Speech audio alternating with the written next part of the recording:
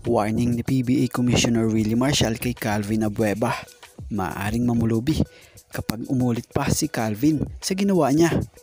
Hindi ito ang isang beses na nangyari na ipatawag ni PBA Commissioner Willie Marcial si Calvin Abueva dahil sa pagiging mapatol niya, kung hindi man sa fans, sa player.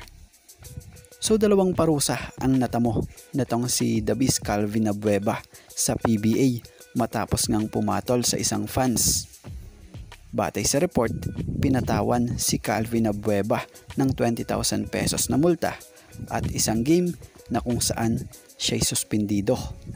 Speaking of suspendido, malinaw na wala muna si Davis Calvin Abueva sa magiging laro ng Magnolia kontra NLEX Road Warriors sa darating na Sabado.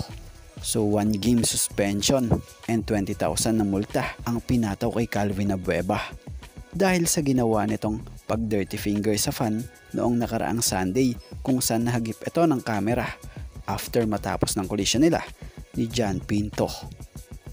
Batay nga sa naging saad ni Kume Marcial about sa ginawang ito ni Calvin Abueva, sinuspinde niya ng araw si Calvin ng 1 game at pinagbayad ng multa na 20,000 pesos.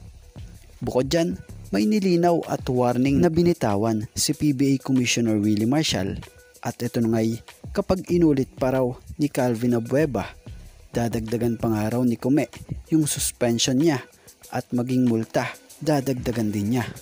So malinaw na mas mataas na multa ang ipapataw kay Calvin Abueva natong si PBA Commissioner Willie Marcial kapag inulit niya pa.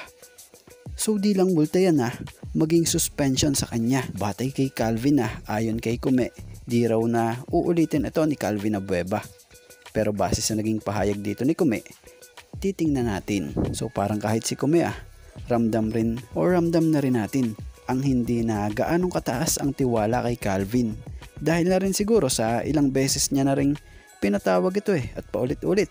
Siguro kahit siya nadidismaya na rin talaga sa mga ginagawa nitong di kaaya-aya sa court.